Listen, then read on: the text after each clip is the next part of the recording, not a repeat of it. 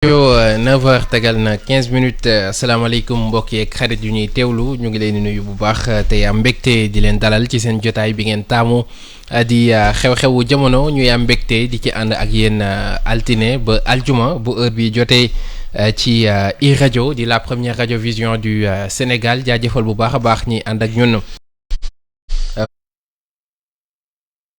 fépp ci biir réew mi ci suñu fréquence yu wute yi wala ñu nekk bitim réew di ànd ak ñun ci suñu application bi nuyu tey ziar bu baax a baax suñu internautes yi ànd ak ñun ci suñu page Facebook di iRadio Sénégal dal leen jàmm ci xew-xewu jamono tey di suñu 4e numéro bu semaine bi ñu amaat mbégte dalal ci Ibou Fall maa ngi lay nuyu te di la ziar.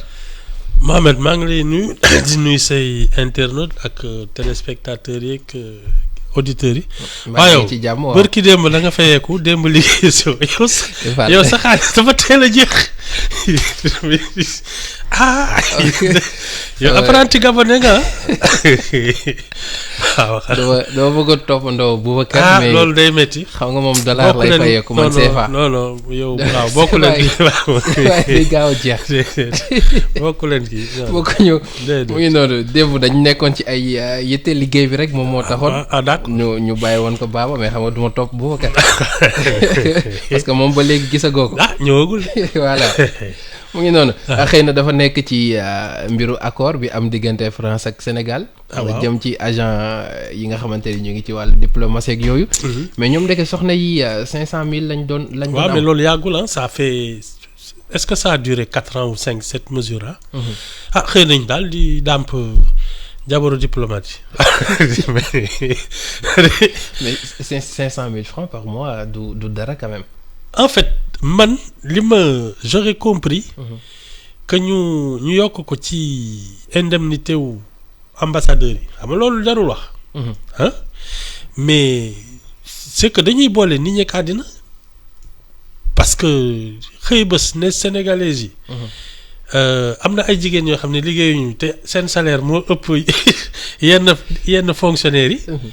alors que ils auraient pu en disant que y a une indemnité de représentation pour l'épouse et ñu defal leen ko moi je crois que c'était plus intelligent mais xëy ba sénégalais yi toog il y a des chômeurs il y a des cadres il y a des trucs ils ne gagnent pas 500 000 nga ne bon il y a des femmes qui gagnent 500 000 dans le monde sans bouger de chez elles.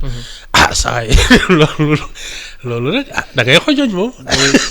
parce que boo xoolee bokkoon na ci ñenn ñu député yi tegaatoon ci kaw taabal ji comment est-ce qu'on peut comprendre que ni tey dëgg la ñoom Sénégal la ñuy représenter. ci yeneen réew yi il y a des frais de représentation. Oui. Parce que tam tu peux pas demander à un diplomate, enfin à l'épouse de tous ceux qui représentent le Sénégal doivent avoir les moyens de représenter quand même notre pays. Oui. Ça, bon, c'est clair. Mais je pense que c'est la formulation qui n'est pas élégante. Parce que, quoi qu'on dise, ñu ñëpp ku sañoon sa jabar day sañse di tuuroo lis ko la wala de loolu yow célibataire yi sax ñoom suñuy am coro dañuy frais wala de loolu waaw. Non, mais moi je pense que c'était la bonne formule, c'était de prévoir dans les indemnités du diplomate des frais de représentation du conjoint. Ça c'est normal, mais xëy bés ne jabaru ambassadeurs yi sont pas des fonctionnaires, sont pas des trucs qui perçoivent des indemnités. Man dama xamul loolu fu mu nekk. kon ni ñu ko tëggee moom mooy problème bi. mais tey accord bi dafa wax ni. donc léegi ñoom am nañu possibilité liggéey ca dëkk ba nga xamante ni fa la ñu nekk. Ça c'est pas je pense pas que ce soit une bonne xam nga diplomate. ak jabaram c'est très délicat sur les questions nationales xam nga les représenter donc il faut mettre leur famille à l'abri de toutes les tentations. Parce que da ngay nekk jabaru diplomate ñu ne la tu peux aller travailler l'État qui reçoit veut savoir des choses sur le Sénégal il embauche l'épouse du diplomate fay ko 10 fois le salaire de son mari elle devient une espionne ah oui parce que xam nga analyser wuñ ko sous cet angle. mooy yéen il faut faire attention à ces choses-là bàyyi nii les diplomates ak yooyu bon en principe l'épouse du diplomate n'est pas dans les secrets des trucs. xam nga jëkkër ak jabar wala quand c'est une femme son conjoint ça va non il faut faire attention parce qu'ils peuvent parler des comme ça discussion entre conjoints on se dit tout mais si tu laisses son épouse se faire recruter ba pare si c'est un pays hostile ça va nag tu as un problème. Ça pose problème. Moi je pense que pour des questions de sécurité on ne devrait pas faire entrer dans ça. Ah oui. mais kon comment faire bu dee tey. non il faut donner aux diplomates il faut donner aux diplomates assez d'argent. mais assez d'argent diplomate yi quand même. non xam nga nag quand tu vis à l'étranger tam c'est pas le même truc standing beeg yooyu attends. mais lu ci ëpp dëkk bi la yónni ñoom ñoo koy jël et même je pense que ni pays d'accueil bi également am na loo xamante ni moom la ciy def pour mettre la dans des conditions yi nga xamante ni moom nga soxla et en plus ils sont bien payés. waaw mais si su dee affaire u 500,000 kese. wax dëgg yàlla mën nañ ko boole ci salaire u jëkkër ji wala jabaru waa ji ci salaire u diplomate bi ne conjoint bi toogal jàpp sa jabar. donc man si je comprends bien li nga bëgg a wax nekkul somme bi moom moo am importance mais ni ñu ko joxee. c'est le principe waaw c'est le principe. fay salaire koo xamante ni liggéeyul. c'est ça ça c'est je trouve pas ça. dama xamul fu mu tege. non c'est pas un métier non je pense pas que suñ ko fayee le diplomate en lui disant tu as des charges supplémentaires de représentation. Pour le conjoint pour la famille etc. Ces enfants ne doivent pas se promener di sol ay sagar waruñu xiif waruñu voilà ça je peux comprendre. Mais tu vas pas payer une personne qui ne travaille pas. mais loolu day ñëwaat ci système privilège bi nga xamante ni moom la ñu yàgg seetlu Sénégal nga xam dañ ko donnu ci tubaab yi fi nekkoon avant bi mu demee loolu ba léegi loolu moom moo des parce que moom la ñu gis fépp. xam nga man ma certitude. c'est que pour qu'un État soit fort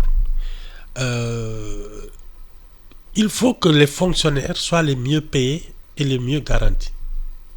man su doon man travailler dans l'administration devrait être mieux rémunéré que dans le privé parce que loolu moo lay indil les meilleurs sujets du pays ne moi je vais être fonctionnaire. Mais si tu veux payer les fonctionnaires des misères parce que man ni ma ko gisee les fonctions régaliennes de l'État bon la diplomatie la santé l'éducation la sécurité, la magistrature, ce sont des choses yoo xam ne c'est ça qui assure le bon fonctionnement d'un État. ñi ci ne ils doivent être au-dessus de toute tentation c'est-à-dire ñuy et leur statut doit être tel que les plus brillants vont dire moi je vais servir l'État parce que c'est comme ça qu'on tient une république. Mais si toi les fonctionnaires sont les gens qui sont les moins doués et les plus brillants sont dans le privé ou vont à l'étranger mais ça va être la compétition. Parce que pour défendre l'État, tu as des fonctionnaires qui sont d'un niveau moyen et tu as des gens qui viennent du privé ou de l'étranger qui les dominent et qui sont plus brillants qu'eux. Un État doit aller chercher son élite et les mettre dans des conditions. Ce qui peut le faire, c'est qu'il y a peut-être une vingtaine de ministères qui ne servent à rien. Il y a une vingtaine de ministères? Oui, ministères. Combien? Non, tu sais, par exemple, tout ce qui est industrie, commerce, mais ça c'est l'économie. Tu as un seul ministère avec des directions fortes. Mais il y a des ministères pour tout et n'importe quoi. Et même des ministres auprès de... Voilà. Oui. Non, c'est ça qui fait que tu as beaucoup de fonctionnaires et ils sont mal payés. Mais tu en prends peu, tu modernises l'administration et tu payes bien les fonctionnaires. Les policiers, les gendarmes, les militaires, les magistrats. Les instituteurs, les professeurs, ils doivent avoir des salaires au-dessus de tout le monde. Mais c'est comme ça qu'on tient un État. Mais tu vas pas en faire les derniers de la classe. Ça ne marche pas. Mais comment nan la ñu mën a egsi foofu bu ñu gisee ni tey mooy sànq li ma doon wax système privilège bi nga xamante ni moom la fi tubaab bi bàyyi woon ba léegi mu ngi fi et ñu ngi koy jëmmal ci bu ñu seetloo ci yenn jëfin yoo xamante ni ñu ngi koy def ci nguur gi. ak mais la corruption vient de là déjà. Voilà. Tu peux pas corrompre quelqu'un qui gagne mieux sa vie que toi wala du loolu. munoo ger koo xamante ni. moo la tànnee tamit moo la tànnee. moom il a un plan de carrière, une sécurité sociale et des salaires et des avantages que tu ne peux pas lui donner nag nga koy gere. C'est pas possible. Il faut que les fonctionnaires soient les privilégiés de la République. Mais c'est pas n'importe qui. C'est ceux qui assurent le bon fonctionnement de l'État et de la République. Ah pourtant am na ci ñoo xamante ni seen payoor waxuñu dara. Mais c'est ça, il doit nag bon les gens qui sont généralement aux finances ay impôts mais c'est pas eux seulement. Moi je pense que dans l'enseignement les instituteurs yi nga xam ne ñoom ñoo yor xale yi. Mais attends, s'ils sont bien payés, tu vas voir les gens les plus brillants se consacrer à la formation des enfants. Alors que c'est par là, justement, qu'un État commence. Quand tu formes des citoyens, dès le bas âge, tu es sûr que tu n'auras pas, après 25 ans, des gens qui seront sur les réseaux sociaux à insulter tout le monde. C'est comme ça qu'on prévoit l'avenir. Investissement la boo xamante ni da nga koy def ci ñoom. Sur plusieurs générations. nga tudd par exemple jàngalekat yi tudd policiers yi. médecins yi gendarmes yi tudd infirmiers yi voilà. le personnel de santé ñooñu ils doivent être au-dessus de tout le monde. Parce que ñoom ñooy tax nit ñi di circuler di doxi seen soxla di fajoo ak yooyu mais s'ils sont les moins bien payés ce pays ne peut pas fonctionner. Il faut inverser la hiérarchie des valeurs. C'est ça. Comment nan lañ ko mën a defee noonu. Mais parce que il y a des choses qui ne relèvent pas de l'État et qu'on prend en charge. Oui. Par exemple je dis le ministère des Sports, le ministère de la Culture, il y a des budgets yoo xam ne doy alors que ce sont des activités qui devraient relever du privé. Des gens qui investissent dans ces activités-là parce que c'est tout le loisir, le divertissement, le spectacle. C'est une économie. On n'a pas besoin de ministère pour ça. Alors que ce sont ce genre de ministères-là qui grèvent des budgets et qui auraient pu servir à développer l'école, la santé, etc. Il y a plein de choses, des subventions, des trucs yoo xam ne tu te demandes à quoi ils réfléchissent. 40 ministres, attends. yaa ngi bëgg a jeexal suñu ministère yi de boo génnee yëpp lu ci des. Il paraît qu'en Suisse il y a 7 ministères xaw ma. C'est le pays le plus mieux tenu de la planète. Ouais. 7 ministères. Attends bu ñu kenn amee non. yu ci bëri kon c'est inutile. Tu sais ay affaire agriculture ak yooyu ça relève de l'économie. Mais tu as des départements forts et c'est pas fait pour ngay xëy tous les ans di may ay engrais di leble ay non. Tu organises les choses de telle sorte que les paysans peuvent gagner leur vie. Voilà. Ça c'est des choses mais bëgg a xëy l'État est dans tout et n'importe quoi. Et quand tu entres dans ces choses-là, tu fais tout mal. Dafa disperser. Alors que quand tu te concentres sur tes missions régaliennes yem ci li la war tu le fais bien. Les gens qui sont là pour maintenir l'État ils sont bien payés, ils sont en sécurité. Mais si tu passes ton temps à régler des problèmes yoo xam ne ça ne te concerne pas, effectivement ce que tu dois faire tu ne le fais pas bien. Et ce que tu ne devais pas faire tu le fais aussi mal. Donc ça va de mal en pis. Ah gisuma mu yokku de. mais loolu pour nga def ko li ngay wax nii pour nga def ko il faut quand même ñu nekk ci réew boo xamante ni tey da ngay bëgg réew bi am xam-xam bi samp sa nënd dem ba jël nga xamante ni lii moom moo la fa teg mais gis nañ ni ci ñi mujjee dem élection ñëpp bu ñuy egg ci nguur gi coalition moo leen fa yóbbu. Alors boo yéegee faaw nga sedd gars yi et boo gisee même ni ñuy joxe poste yi ci ministère yi. Généralement on se pose la question est-ce que réellement li ñuy tuddee l'homme qu'il faut à la place qu'il faut la ñuy def. yenn saa yi day mel ni séddale bu ñuy def.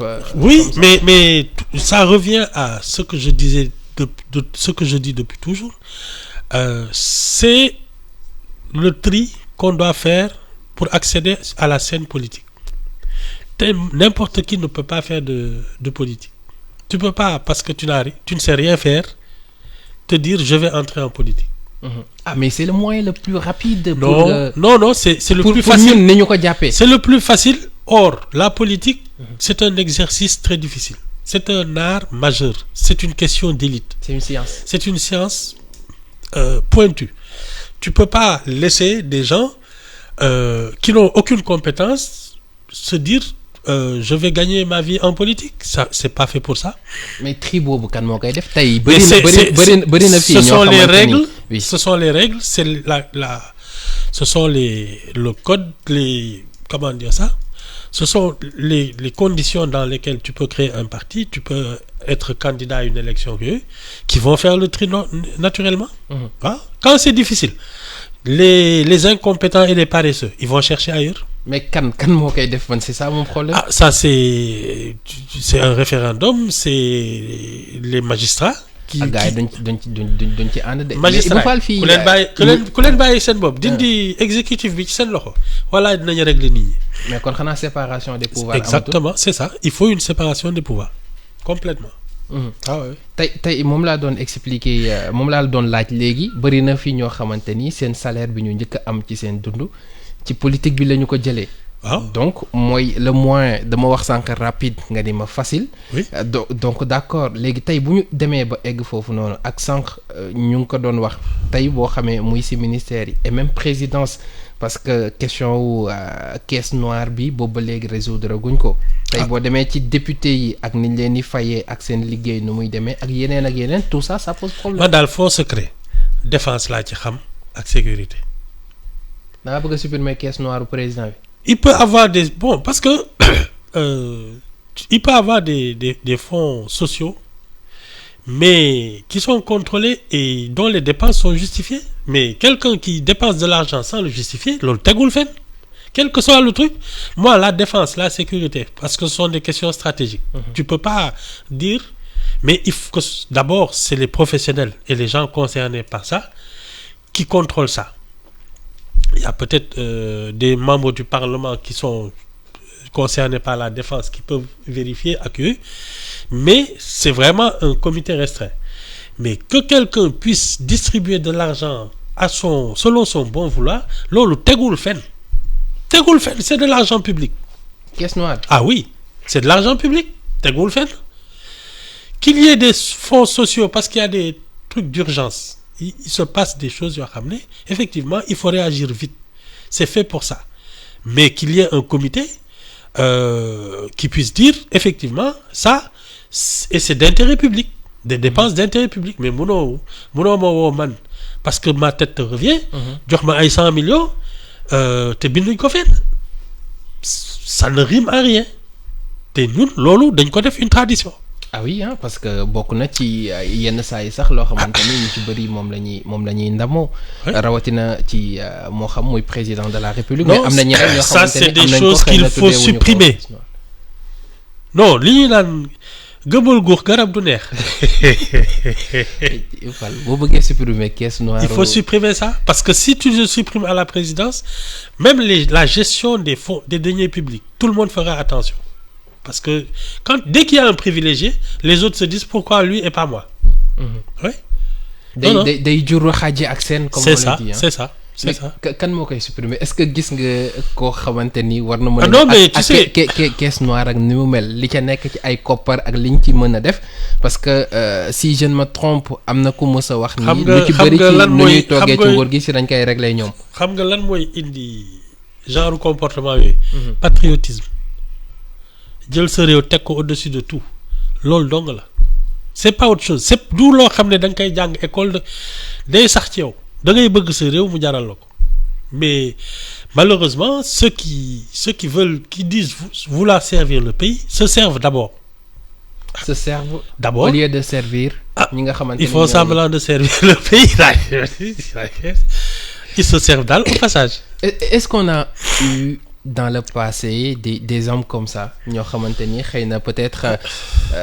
moi je pense que tu sais même Senghor avait un rapport très difficile avec l'argent. Senghor ah oui moom d'ailleurs il a ay affaire caisse noire ak yooyu jéem na ko débarrassé wu ba sonn moom soo ñëwoon di ko laaj ay xaalis mu ne day tourner ne benn surga dooma lebal te du la fay. Ah oui il n'avait jamais d'argent sur lui. Mamadou Dia oui. Aussi il paraît que il avait une caisse noire on disait mais il justifiait ses dépenses. Il justifiait ses dépenses. Et dès que bi ñu koy arrêté il avait 160 000 francs dans son compte ci jamono bi nga xamante ni moom mooy. te amul nekk kër waaw. Et il a été chef de gouvernement pendant 4 ans. De 58 à 62. Dans un autre pays ku mel ni Thomas Sankara dégg naa ñaari guitare la. ak xaw ma lan. d'ailleurs moom mi nga xamante ni lim na ay frigidaire ak ay yoo xam ne wax dëgg yàlla. non ça c'est il y a des gens qui aiment leur pays. benn télé bu mu doon seetaanee information. voilà c'est ça yooyu daal la amoon. Sinon man non c'est très rare. De Gaulle en France moom même les factures de son domicile privé à l'Élysée c'est lui qui les paye de sa poche. Courrier sax timbre yi ci salaire am la ko doon jëlee. C'est courrier privé quoi. Non il y a des gens comme ça. Il y avait un chef d'État je crois de l'Uruguay. Oui. Il s'appelait c'est un vieux là Tupamaro genre révolutionnaire yooyu voilà. Oui, j'ai vu le documentaire. moom këram laa la dëkkoon. Il rentrait chez lui benn Volkswagen la amoon. Il prenait les 3/4 de son salaire di ko distribuer les mouvements de femmes ak yooyu. et ci campagne bi la dëkk. voilà ci àll bi la dëkk. ci àll bi la dëkk voilà. Il y a des gens comme ça mais du ji de. ah mais moom laa lay wax rapport bi ñu am xëy na ak nguur la. parce que parce les goûts de luxe. voilà.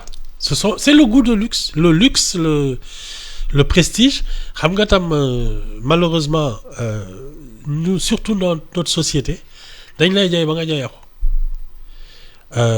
suñu xamee ne yow mi kat teraanga bi yaa ci toog danañ la jaay wër la naan la yaa fi gën sa xol dafa kii war a tat.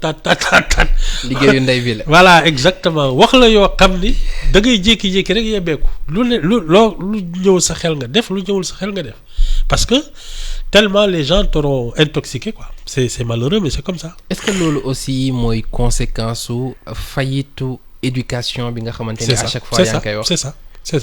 c'est ça parce que déjà quand on te l'éducation l'instruction civique nga xam ne de temps en temps da ngay jël xale yi quand ils sont adolescents tu les mets dans des camps pour aller servir. Bénévolement xam nga yooyu yëpp day mujj gi da ngay tu deviens li may naan da ngay inverser la hiérarchie. c'est-à-dire que ay xaalis ay titres yooyu du la ñor yow li lay ñor mooy comment être utile parce que dès que ça devient ta priorité yow yeneen yi doo ko tal. ay xaalis sacerdoce lay doon. voilà loolu ngay gëm bon malheureusement nous on ne cultive pas ça au contraire fi mu nekk nii ni ngay gënee fës di gën a wane ne ay danga am teranga daraja ak yooyu et malheureusement ça tombe dans toute notre classe sociale. Aujourd'hui et d'ailleurs c'est un peu ça qui fait que la comment dire ça la relation des talibés par rapport à leur guide religieux commence à se détériorer parce que tu te rends compte que finalement ce sont des privilégiés yoo xam ne ñoo la gën a bëgg àddina et ça c'est un peu l'explication de tout ce qu'on entend ces jours-ci parce que su doon yow xam nga mënoo tu peux pas traiter de corrompu quelqu'un qui n'a rien xam nga yow soo fekkoon sa sëriñ nekk ci benn case tëdd ci benn pajaas nga xam ne taalibe yi dañuy ñëw di ko jox ay koppar ak yooyu mais ci benn pajaas dëkk ci benn case li si des yëpp daf ko def ci ñiy jàng alxuraan ak yooyu mais tu peux pas lui dire on t'a acheté am déet mais soo ñëwee fekk ko ci kër gu rafet tu te dis kii fu mu jëlee xaalisam à un moment tu te poses des questions même su dee taalibe yi ñooy ñëw di ko jox wala état beeg yooyu mais la sobriété qui fait que l'austérité d'un soufi d'un homme religieux mais man gisatuma ko fi c'est ça. comme Thomas Sankara nu mu ko waxee woon biñ ko laajee pourquoi lan moo tax bu wootee lu mu wootee jiitu si nit ñi wuyu ko si c'est parce que également il ne mangeait pas il ne mangeait rien il ne dormait pas moom day liggéey ba xaaju guddi teel a yeewu du lekk lu neex du tëdd fu nooy moi ça tu me dis tu sais ñun on nous dit que dans nos traditions de païens là xam nga sama ceddo yi ceddo gi waaw borom dëkk bi su rëbbi woon ba ñëw su ñëwee ba indi ay ndawal ak yooyu li muy njëkk a yónnee mooy kër jaam yi parce que nee nañu say jaam waroo taseeg ñoom ñuy uti lu ñu lekk après nga jox jigéen yeeg kilifa yeeg yooyu léegi naa moom ay yax lay seeñu moo tax daawul lekk ak kenn day joxe lépp ba mu desee ay yax di ko seeñu looloo tax ñu ko doon jox gëdd parce que xam nañ ne du xëccoog ñoom teraanga moi c'est ça que je comprends. éducation boobu est-ce que nekkul moo ñu manqué. tey fii mu ne nii soo tuddee ceddo yi ñu ne la. mais ñëpp d'accord nañ ci ne lu bari ci jikko yi nga xamante ni moom la ceddo yi yoroon ñenn ñi yor ko ba léegi bu ñu ko génnee. ci li ñuy wax ci ceddo yi tey bokkul ak li ñu doon wax ci ceddo yi bu njëkk. c'est quoi la différence. ah non avant c'était eux la valeur suprême. Aujourd'hui koo di ne ceddo la ñu ne la kii du dara. léegi maanaam ce sont les parias péjoratifs. Voilà, c'est péjoratif. C'est péjoratif. C'est ça. Mais je te dis, c'était ça leur valeur. C'est-à-dire ñoom soo li ñu am dañ koy joxe parce que ci la ñuy amee gëdd munoo jiite ay nit ba pare di xëccoog ñoom lu ne. Non? Très bien alors tey ñu waxaat ci politique bi parce que xam nga présidentielle 2024 ñëpp xam nañ ni jàpp nañu ko date bi. Alors ci biir Yewwi Askan Wi au moins am na 5 candidats yoo xamante ni bëgg nañu bokk. parce que xam nga am na ci ñoo xamante ni leeragul. mais au moins il y a Ousmane Sonko bi nga xamante ni déclaré na candidature am. il y a Khalifa Babacar Sall également bi nga xamante ni déggaat nañ ko récemment ak loxo bi mu tàllal ñenn ci socialiste bi ak gauche bi nga ne amoon loolu yow yaa ko wax. il y a Malick Gakou. également Serigne Moustapha Sy. bu PUR ak Déthié Fall. Donc ñoom ñu jàpp ni xëy na peut-être opération wër ndomba la. Mais est-ce que stratégie la bu mën a efficace ci adversaire peut-être bi nga xamante ni war nañ ko mën a am mu jóge ci Benno Bokk Yaakaar wala mu génnee feneen ci élection également yi ñu dëgmal ak le contexte actuel. Bon moi mon avis. C'est que les candidatures sérieuses. C'est quand da nga dajale say. Parrainage sa parrainage. Oui. Dajale say caution génne fi quitus fiscal des na beneen caution ak parrainage ak casier judiciaire. Oui. yooyu yëpp soo ko dajalee génne ko. ba ne man candidat la ca bés ba. C'est comme ça que je considère une candidature sérieuse. On n'y est pas encore. bu boobaa candidat lay nekk. Voilà. parce que lii intention la. Moi je trouve qu'on est dans des opérations de com. Je pense que c'est plus de la com, de la propagande, de l'influence qu'une vraie candidature. Les vraies candidatures, ça se prépare administrativement. loolu laay déglu. mais tey ci nu ñu ko doxalee parce que ñëpp gis nañ Yewwi Askan Wi depuis bi ñu ko taxawalee ba léegi bon bloc la ñu def mën nañ ko wax noonu ki nga xamante ni moom mooy locomotive bi quoi qu'on puisse dire c'est Ousmane Sonko. wagon yi nekk ci ginnaaw. mais tey bu ñu jëmee ci élection bi ni mel. On attend de voir kan mooy dem pour Benno Bokk Yaakaar et tout mais bu ñu demandoowee ñoom ñëpp est-ce que du indi benn ñàkk néew doole ci ñoom que bu ñu àndoon defoon par exemple. candidature non parce que les candidatures multiples dañu am deux avantages. mooy lan. benn bi c'est l'offre politique est diversifiée. Ça permet aux Sénégalais d'avoir plus le choix parce que tam benn nit donc nga ne c'est entre la peste ou le choléra xam nga loolu tam du ay laajte bàyyil moi tous ceux qui se sentent en mesure de présenter une candidature et qui peuvent la présenter moi je suis partant surtout s'ils sont compétents. La deuxième chose je pense que plus tu as de candidats plus l'électorat sera intéressé parce que am na ñoo xam ne dañuy ne ah sudul présenté daal. man soxla loolu sax may jóg di voter ji. donc ça peut effectivement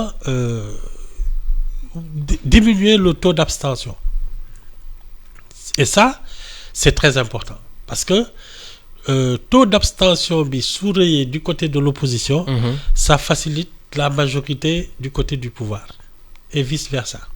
Donc c'est bien qu'il y ait le maximum de personnes qui réveillent les électeurs pour ne leen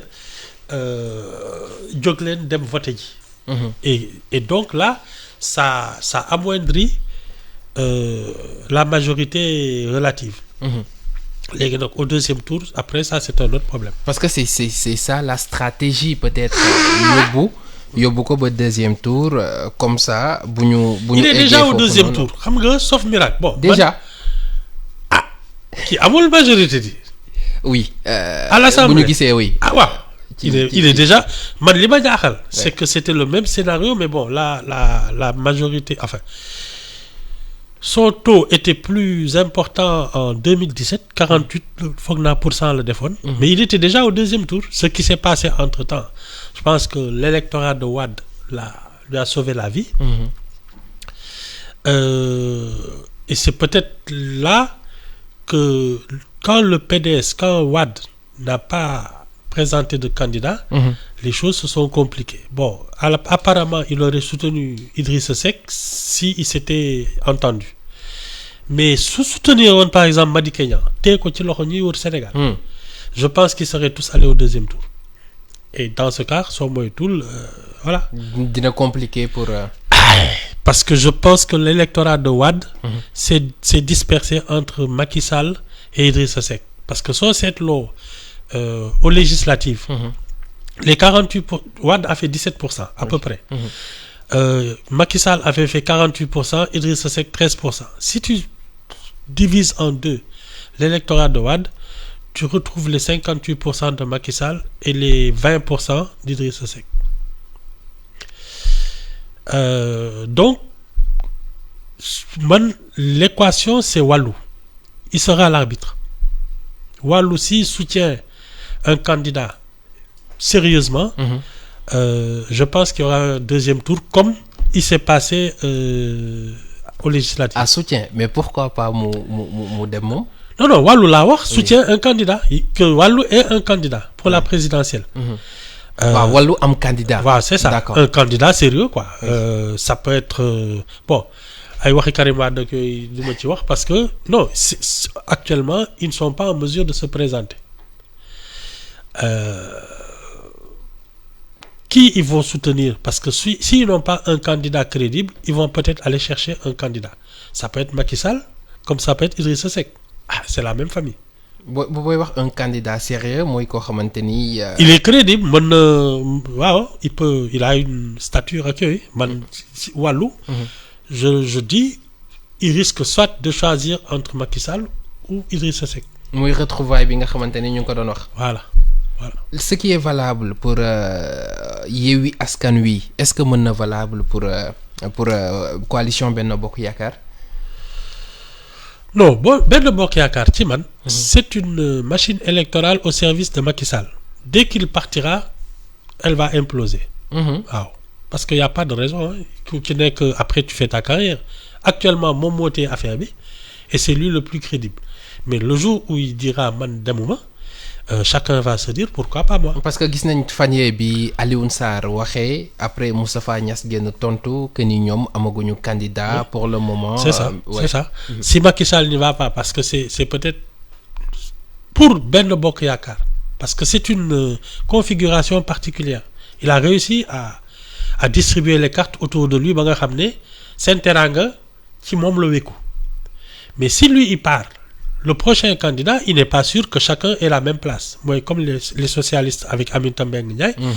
Comme les gens de l'AFP il y en a plein d'autres yoo xam ne dañuy langaamu ci Macky Sall mais le jour où il dit teggi leen ma waa APR dañuy génne seen côté ñii dem nii ñii dem.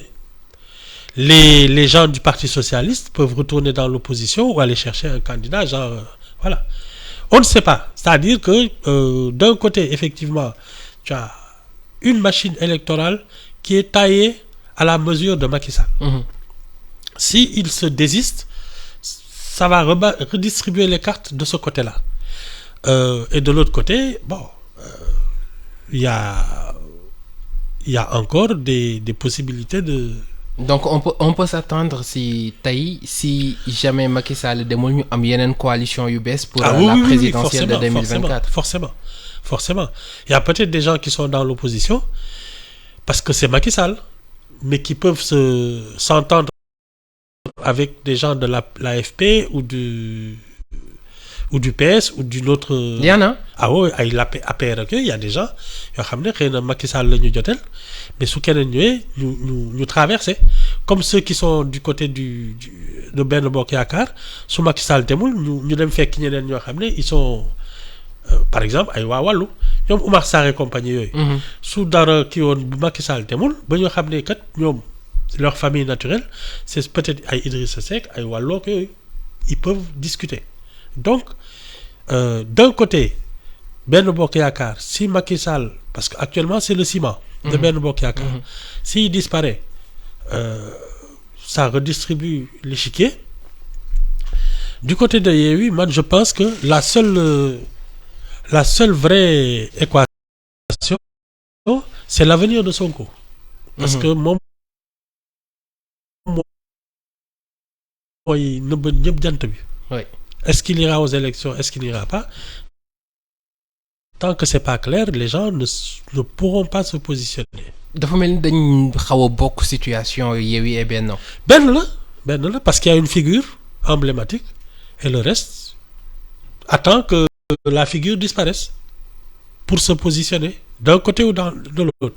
Oui. Justement yaa ngi doon wax Sonko et on va terminer si point boobu noonu mu nekk ci ñu ànd ak moom ñu ci bëri jamono ji nekk ci loxoy yoon bu ñu sukkandikoo ci bés bi le jour ki nga xamante ni mooy Abdoulaye Thomas Faye sous mandat de dépôt mooy le 55e militant bu Pastef boo xamante ni jamono ji jàpp nañ ko et ñoom dañ jàpp ni acharnement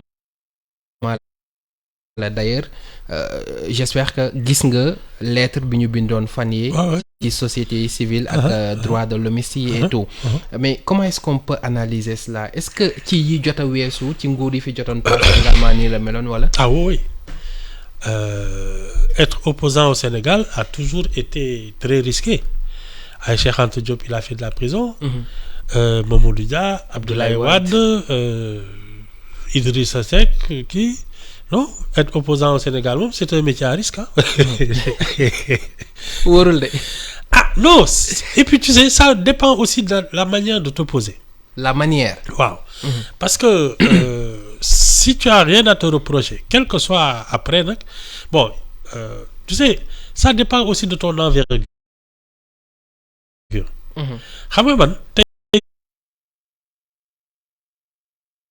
su ma nee damay marche ma génn ci tali bi man kese. xam nga du ma bloquer circulation. mais Ousmane Sonko su ne day marche woote xam nga day bloquer circulation bi.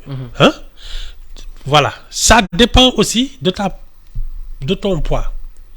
Wade su doon def ay yëfam ba dëkk bi tàkk bon par exemple ce qui s'est passé avec les Moustarchidine ak mooy leur fameux meeting là. Oui. Mais ñoom lañ jëli ñi nekkoon ci meeting bi. tous les chefs là. ñoom lañ jëli def ci kaso bi. Parce qu'ils étaient responsables dëkk bi yëpp tàkk. Il y a eu 6 policiers morts. Quand tu as un vrai poids politique à mon sens nit ñi topp la ak yooyu gëm la. Je crois que ça demande de la gestion des hommes et des événements. J'ai l'impression que souvent, tu ne mesures pas ton poids de telle sorte que tu deviens auteur de troubles à l'ordre public. Et ça, tu es en face d'un État. Ce n'est pas les gens de l'APR qui les combattent, mais c'est ceux qui sont chargés de l'ordre. Parce que su dee saa yoo génnee lampe yi toj, bus yi toj ak yooyu, à un moment soo bëggee génn ñu ne non da ngay am nooy génne tu demandes une autorisation parce que yow bokkul ak tartampion buy traverser tali bi. Moi je pense que et puis tu fais des déclarations yoo xam ne ak tu as des activités qui sont peut-être voilà man tu sais je fais confiance à nos représentants des forces de l'ordre parce que man damay dox ci tali bi. Comme tàppaasuma te dinaa romb policier te du ma ne yow loo may xoolee donc ça veut dire que suñu téyee keneen c'est que am na lu ñu jotee wala du loolu ay. yow dig leen romb te doo joteeg ñoom. Pour l'instant daal su dee dafa am ñu leen romb ba ñu ne la yow kaay wuy si c'est que xëy na am na lu ci rax. mais man dama bëgg surtout ñu wax ci souvent ci ñoom ñu ci bëri. parce que bu ñu sukkandikoo bi mooy 55e bi mais ci ñu ci bëri buñ leen teewee ñii peut-être atteinte à la sûreté de l'État. Voilà. ñi ci des injure publique. ñi ci des trouble à l'ordre public. Je te dis ak yeneen yi. je te dis man mii yow mii da ngay dox ci dëkk bi. romb ay policiers duñ la xool rek ne la ñëwul jàpp la. Il y a forcément une motivation. C'est pas des histoires d'APR ak yooyu. C'est des gens qui sont chargés de garantir l'ordre parce que à un moment mais on a eu des émeutes ici. Des saccages, des trucs, des tueries. Et moi, je trouve que ça relevait de la mauvaise gouvernance.